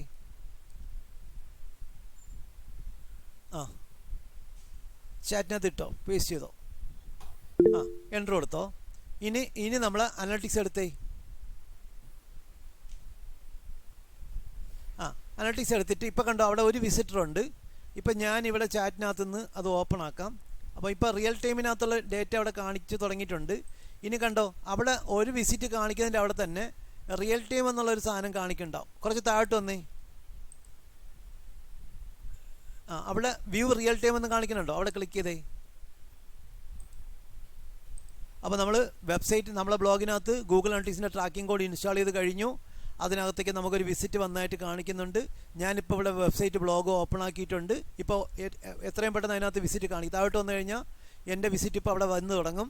കണ്ടോ, ഇപ്പോൾ അവിടെ വേറെ ആരൊക്കെ കയറി ക്ലിക്ക് ചെയ്തിട്ടുണ്ട് കേട്ടോ. നമ്മളെ ക്ലാസ്സിൽ ഇരിക്കുന്ന ആൾക്കാരൊക്കെ മന്നന്മാരാണ്. ഓക്കെ, എല്ലാവരും ആ ചാറ്റിനകത്ത് ഇട്ടേക്കുന്ന ലിങ്ക് ക്ലിക്ക് ചെയ്ത് രതീഷിൻ്റെ ബ്ലോഗ് ഓപ്പൺ ആക്കി. അപ്പോൾ നമുക്ക് വിസിറ്റൊക്കെ അവിടെ കാണാൻ പറ്റും. എല്ലാ വിസിറ്റും കാണാൻ പറ്റും. ഇപ്പോൾ 5 വിസിറ്റേഴ്സ് കാണിക്കുന്നുണ്ട്. ഇനി രതീഷ് മുകളിലോട്ട് എടുത്തേ. മുകളിലോട്ട് എടുത്തിട്ട് അവിടെ മാപ്പിലൊക്കെ ഇനിയിപ്പം ഇതായിട്ട് വരും. കണ്ടോ 2 വിസിറ്റ് കാണിക്കുന്നുണ്ട്. മാപ്പിനകത്തൊരു ബ്ലൂ ആയിട്ട് കാണിക്കില്ല. അവിടെ കണ്ടോ കൊച്ചി എന്നുള്ള വിസിറ്റ്, അത് എൻ്റെ വിസിറ്റാണ്. രതീഷ് ഇപ്പോൾ എവിടെ ഉള്ളത്? എവിടെ? പെരുമ്പാവൂർ. ഓക്കെ, അപ്പോൾ അതും കൊച്ചിയായിട്ട് തന്നെ കാണിക്കുമായിരിക്കും. ഇനി ബാക്കിയുള്ള ആൾക്കാരുടെ വിസിറ്റ് ഇങ്ങനെ മാപ്പിനകത്ത് കാണിക്കും. അവരെയൊക്കെ ട്രാക്ക് ചെയ്യാൻ പറ്റുന്നുണ്ടെങ്കിൽ മാപ്പിനകത്തൊക്കെ കൃത്യമായിട്ട് കാണിക്കുന്നുണ്ടാവും. ഇനി താഴോട്ടെടുത്തേ. ഇപ്പോൾ കണ്ടോ താഴെ നോക്കിക്കഴിഞ്ഞാൽ അറിയാൻ പറ്റും 7 വിസിറ്റ് വന്നേക്കുന്നതിനകത്ത് 7 പേരും രതീഷിൻ്റെ ഹോം പേജിലാണ് നിൽക്കുന്നത്. അതായത് പേജിൻ്റെ ടൈറ്റിൽ എന്താ കാണിക്കുന്നത്? രതീഷ് SEO അനലിസ്റ്റ് എന്നാണ് കാണിക്കണത്. അപ്പോൾ ഞാൻ എന്ത് ചെയ്യുന്ന അറിയോ, രതീഷിൻ്റെ ബ്ലോഗിൽ ഞാൻ തിരിച്ചു പോയിട്ട് രതീഷിൻ്റെ ബ്ലോഗിനെ ഞാൻ ഓപ്പൺ ആക്കിയിട്ട് ഞാൻ രതീഷിൻ്റെ ബ്ലോഗ് പോസ്റ്റിലേക്ക് പോകണമെന്ന് വെച്ചോ. ഇത് നമ്മൾ പബ്ലിഷ് ചെയ്തില്ലായിരുന്നോ? ദൈവമേ, പബ്ലിഷ് ചെയ്തില്ലല്ലേ? ഓക്കെ, കുഴപ്പമില്ല. ബ്ലോഗ് പോസ്റ്റ് പബ്ലിഷ് ചെയ്തില്ല. അപ്പോൾ എന്തായാലും നമ്മൾ ട്രാക്കിംഗ് കോഡ് ഇൻസ്റ്റാൾ ചെയ്തത് സക്സസ് ആയിട്ടുണ്ട്. റിയൽ ടൈമിൽ അത് ട്രാക്ക് ചെയ്യാൻ പറ്റിയിട്ടുണ്ട്. നമുക്ക് വിസിറ്റ് കാണുന്നുണ്ട്. അപ്പോൾ നമ്മൾ ഇപ്പോൾ പഠിച്ചത് ബ്ലോഗിനകത്ത് ഗൂഗിൾ അനലിറ്റിക്സ് ഇൻസ്റ്റാൾ ചെയ്യുന്നതാണ്. ഗൂഗിൾ അനലിറ്റിക്സ് ഉപയോഗിച്ച് നമ്മളെ വെബ്സൈറ്റിനകത്ത് എവിടെ നിന്നൊക്കെ വിസിറ്റ് വന്നു, എത്ര വിസിറ്റ് വന്ന വിസിറ്റേഴ്സ് ഏത് പേജിലാണ് ലാൻഡ് ചെയ്തത്, അവർ ലാൻഡ് ചെയ്ത പേജ് ഏതാണ്, അല്ലെങ്കിൽ അവരുപയോഗിക്കുന്ന ബ്രൗസർ ഏതാണ്, അവരുടെ ലൊക്കേഷൻ ഏതാണ്, ഏത് സിറ്റിയിൽ നിന്നാണ് അവർ വന്നത്, ഇതൊക്കെ നമുക്ക് ഇന്ന് മുതൽ രതീഷിൻ്റെ ബ്ലോഗിനകത്ത് വരുന്ന ആൾക്കാരുടെ എത്ര വിസിറ്റ് വന്നു, അവരുടെ ഇൻട്രാക്ഷൻ എത്ര കിട്ടി, എത്ര സമയം അവർ സ്പെൻഡ് ചെയ്തു, ഏതൊക്കെ പേജിലേക്ക് പോയി, ഏത് പേജിൽ നിന്നാണ് എക്സിറ്റ് ചെയ്തത്, അവരുപയോഗിച്ച ബ്രൗസർ ഏതാണ്, ഇങ്ങനെയുള്ള കുറേ ഡീറ്റെയിൽസ് നമുക്ക് അറിയാൻ പറ്റും. ഇനി നോക്കിയേ, ഇനി ജനറലായിട്ട് ഗൂഗിൾ അനലിറ്റിക്സിനെ പറ്റി ഞാൻ കുറച്ച് കാര്യങ്ങൾ പറയാം. ഗൂഗിൾ അനലിറ്റിക്സ് എന്ന് പറയുന്നത് ഗൂഗിൾ തരുന്ന ഒരു ഫ്രീ ടൂളാണ് എന്ന് മനസ്സിലാക്കുക. ഈ ഫ്രീ ടൂൾ ഉപയോഗിച്ച് നമ്മുടെ വെബ്സൈറ്റിലേക്ക് വരുന്ന ട്രാഫിക് ഡീറ്റെയിൽസ് അറിയാൻ പറ്റും. ഗൂഗിൾ അനലിറ്റിക്സ് ഉപയോഗിച്ച് നമ്മൾ വെബ്സൈറ്റിലേക്ക് വരുന്ന ട്രാഫിക് ഡീറ്റെയിൽസ് അറിയാൻ പറ്റും. ഒരു വെബ്സൈറ്റിലേക്ക് പല രീതിയിൽ ആൾക്കാർ വിസിറ്റ് ചെയ്യാറുണ്ട്. ഏതൊക്കെ രീതിയിൽ ഒരു വെബ്സൈറ്റിലേക്ക് വിസിറ്റ് ചെയ്യാറുണ്ട് ആൾക്കാർ? ഒന്ന് ഡയറക്റ്റ് ട്രാഫിക് എന്ന് പറഞ്ഞാൽ എന്താണ്? ഒരു വെബ്സൈറ്റിലേക്ക് വിസിറ്റ് ചെയ്യുന്ന ആൾക്കാർ അതിൻ്റെ URL അഡ്രസ്സ് അടിച്ചാണ് വിസിറ്റ് ചെയ്യുന്നതെങ്കിൽ അതിനെ ഡയറക്റ്റ് ട്രാഫിക് എന്ന് പറയും. അത് നമുക്ക് എവിടെ നിന്ന് അറിയാൻ പറ്റും? ഗൂഗിൾ അനലിറ്റിക്സിനകത്ത് നിന്ന് അറിയാൻ പറ്റും. ഇനി രണ്ടാമത്തെ ട്രാഫിക് സോഴ്സാണ് ഓർഗാനിക് ട്രാഫിക്. ആർക്കും അറിയാം എന്താണ് ഓർഗാനിക് ട്രാഫിക് എന്ന്? സെർച്ച് എഞ്ചിൻ വഴി ഗൂഗിളിനകത്തൊക്കെ സെർച്ച് ചെയ്ത് ഓർഗാനിക് ആയിട്ട് അല്ലെങ്കിൽ നാച്ചുറലായിട്ട് സെർച്ച് ചെയ്ത് വരുന്ന വിസിറ്റിനെ, ഉദാഹരണത്തിന് ഇപ്പം രതീഷിൻ്റെ ബ്ലോഗ് ഗൂഗിളിനകത്ത് ഒരാൾ സെർച്ച് ചെയ്തു ഇല്ലേ, രതീഷ് SEO അനലിസ്റ്റ് സെർച്ച് ചെയ്തു, ക്ലിക്ക് ചെയ്താണ് വെബ്സൈറ്റിലേക്ക് വരുന്നതെങ്കിൽ ആ ട്രാഫിക്കിന് നമുക്ക് എന്ത് പറയാം? ഓർഗാനിക് ട്രാഫിക് എന്ന് പറഞ്ഞു. ഇനി ഇവിടെ പഠിച്ച ഒരാൾ എന്ത് കോഴ്സാണ് ഇപ്പോൾ എന്താണ് ചെയ്യണത്? ഡിജിറ്റൽ മാർക്കറ്റിംഗ് ചെയ്യുന്നു. ഇത് എവിടെ നിന്ന് പഠിച്ചതാണ്? ഇത് കൊച്ചിയിൽ നിന്ന് പഠിച്ചതാണ്, ഡിജിറ്റൽ മാർക്കറ്റിംഗ് പഠിച്ചതാണ്. അപ്പോൾ ആ പറയുന്ന ആൾ, കേൾക്കുന്ന ആൾ എന്ത് ചെയ്തു? കൊച്ചിയിലുള്ള ഡിജിറ്റൽ മാർക്കറ്റിംഗ് ട്രെയിനിങ്ങിന് വേണ്ടി സെർച്ച് ചെയ്തു, അല്ലെങ്കിൽ ഡിജിറ്റൽ മാർക്കറ്റിംഗ് ട്രെയിനിങ് കൊച്ചി എന്ന് സെർച്ച് ചെയ്തു. അപ്പോൾ അവിടെ സോഫ്റ്റ്ലൂമിൻ്റെ വെബ്സൈറ്റ് കാണിച്ചു, അവിടെ ക്ലിക്ക് ചെയ്ത് സോഫ്റ്റ്ലൂമിലേക്ക് വന്നു. അതിനൊക്കെ ഓർഗാനിക് എന്ന് പറയാം. ഇനി പറഞ്ഞ ആൾ ചോദിച്ചു, നിങ്ങൾ എവിടെയാണ് പഠിച്ചത്? സോഫ്റ്റ്ലൂമിലാണ് പഠിച്ചത്. കൂടുതൽ ഡീറ്റെയിൽസ് അറിയാൻ വേണ്ടി softloom.com അല്ലെങ്കിൽ softloomtraining.com എന്ന് കൊടുത്തു. അപ്പം എടുക്കുന്ന ആൾക്കാർ softloom.com എന്നാണ് അടിച്ച് വെബ്സൈറ്റിലേക്ക് വരുന്നതെങ്കിൽ ആ ട്രാഫിക്കിനെ ഡയറക്റ്റ് ട്രാഫിക് എന്ന് പറയും. എന്നാൽ ഓപ്പൺ ആക്കുന്ന ആൾ ഗൂഗിളിനകത്ത് സെർച്ച് ചെയ്ത് സെർച്ച് റിസൾട്ട് ക്ലിക്ക് ചെയ്താണ് വരുന്നതെങ്കിൽ, അത് ഈവൻ URL അടിച്ച് സെർച്ച് ചെയ്ത് റിസൾട്ടിനകത്ത് ക്ലിക്ക് ചെയ്ത് വന്നാലും, നമ്മളെ ബ്രാൻഡ് നെയിം അടിച്ച് വന്നാലും, ഡിജിറ്റൽ മാർക്കറ്റിംഗ് ട്രെയിനിങ് ഇൻസ്റ്റിറ്റ്യൂട്ട് എന്ന് അടിച്ച് വന്നാലും, ഡിജിറ്റൽ മാർക്കറ്റിംഗ് ട്രെയിനിങ് എന്നുള്ള കീവേഡോ ട്രെയിനിങ് കൊച്ചി എന്നുള്ള കീവേഡോ അടിച്ച് വന്നാലും ആ വിസിറ്റിനെയൊക്കെ നമുക്ക് ഓർഗാനിക് ട്രാഫിക് എന്ന് പറയാം. എന്നാൽ മൂന്നാമത്തെ കാറ്റഗറി പഠിച്ചോളൂ, സോഷ്യൽ മീഡിയ ട്രാഫിക്. എക്സ്പ്ലെയിൻ ചെയ്യേണ്ട ആവശ്യമുണ്ടോ? സോഷ്യൽ മീഡിയ വെബ്സൈറ്റുകളായിട്ടുള്ള ഫേസ്ബുക്ക്, ഇൻസ്റ്റാഗ്രാം, ട്വിറ്റർ പോലുള്ള വെബ്സൈറ്റുകളിൽ നിന്ന് ലിങ്ക് വഴി നമ്മുടെ വെബ്സൈറ്റിലേക്ക് വരുന്ന ട്രാഫിക്കിനെ സോഷ്യൽ മീഡിയ ട്രാഫിക് എന്ന് പറയും.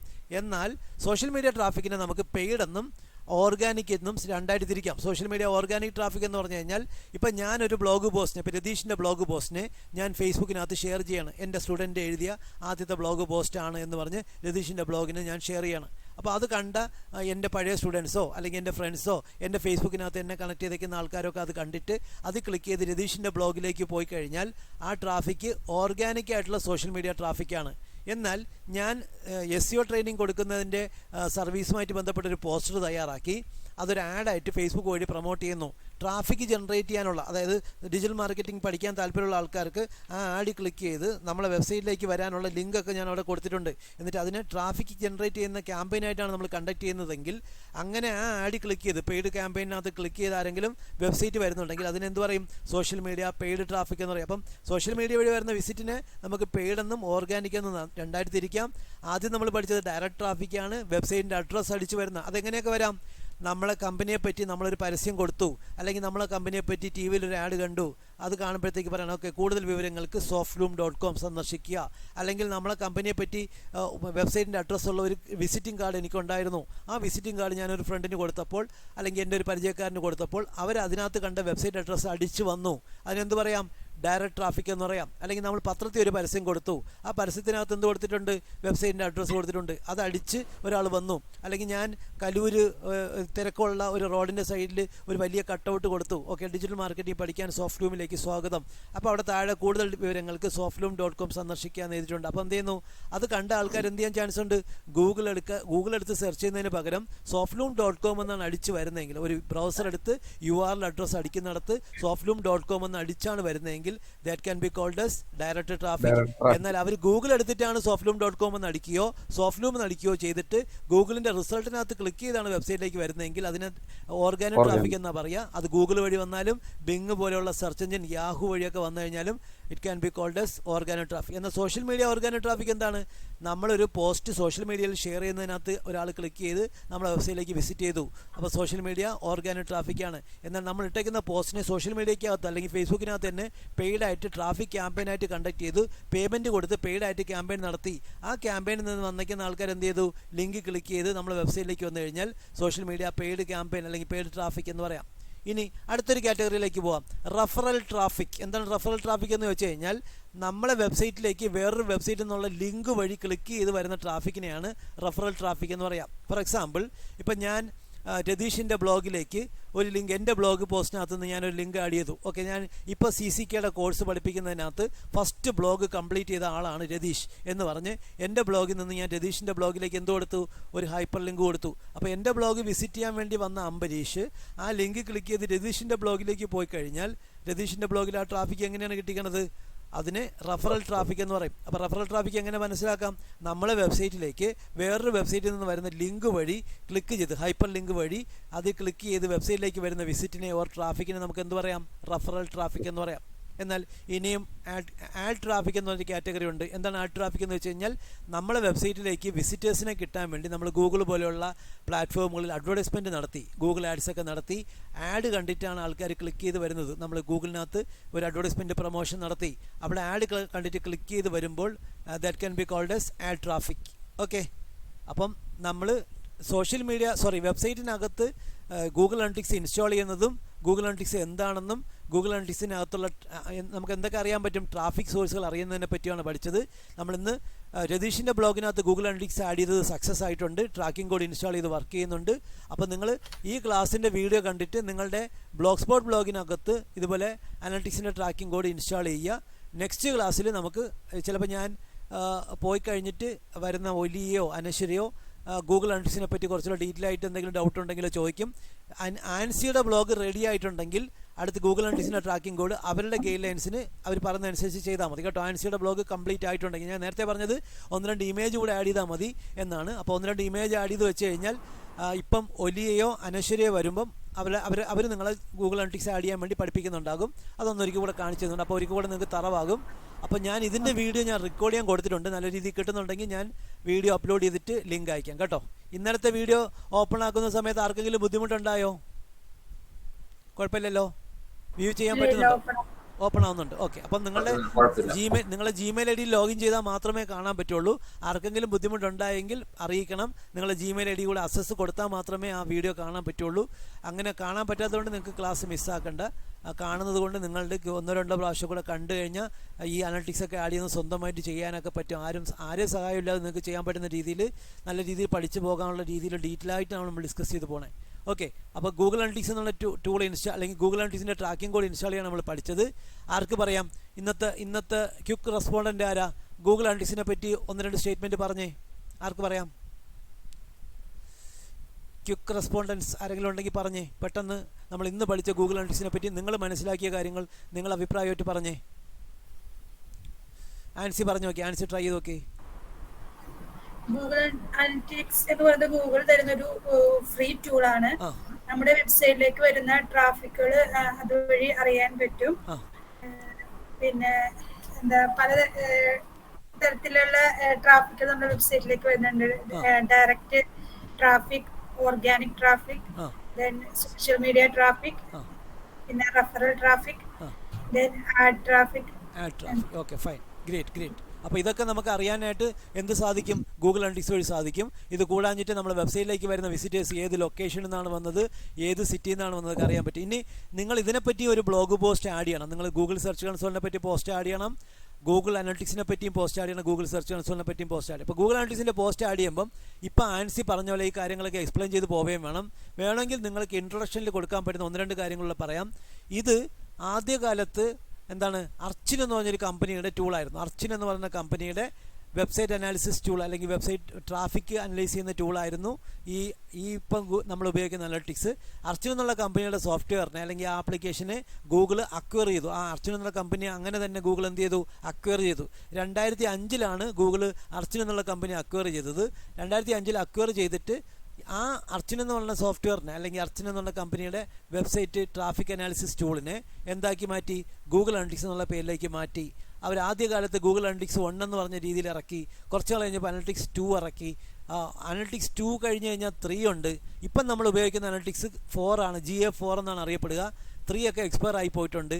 3യുടെയൊക്കെ പ്രത്യേകത എന്ന് വെച്ച് കഴിഞ്ഞാൽ ഇതിൽ നിന്ന് വലിയ വ്യത്യാസങ്ങളുണ്ട്. നമ്മൾ വെബ്സൈറ്റിനകത്ത് വരുന്ന വിസിറ്റിൻ്റെയൊക്കെ ഡീറ്റെയിൽസ് അറിയാൻ വേണ്ടി നമ്മൾ ഉപയോഗിക്കുന്ന tracking code universal tracking code എന്നറിയപ്പെടുന്നതാണ് അനലിറ്റിക്സ് 3. അതിൻ്റെ ഏറ്റവും വലിയ പ്രത്യേകത ആ ട്രാക്കിംഗ് കോഡ് നമ്മൾ വെബ്സൈറ്റിനകത്തേക്ക് നമ്മൾ ഹെഡ് സെഷനകത്ത് തന്നെ ആഡ് ചെയ്യണം നിർബന്ധമില്ല. ബോഡി പോർഷനകത്ത് ഇട്ടാലും വർക്ക് ചെയ്യുമെന്നുള്ളതാണ് അനലിറ്റിക്സിൻ്റെ യൂണിവേഴ്സൽ ട്രാക്കിംഗ് കോഡായിട്ടുള്ള അനലിറ്റിക്സിൻ്റെ 3യുടെ പ്രത്യേകത. 2-നകത്തും വലിയ വ്യത്യാസങ്ങളുണ്ടായിരുന്നു. 1ൻ്റെ പരിഷ്കരിച്ച രൂപവും ഡീറ്റെയിൽ ആയിട്ട് കാര്യങ്ങളും റിപ്പോർട്ടും കാര്യങ്ങളൊക്കെ ജനറേറ്റ് ചെയ്യുക.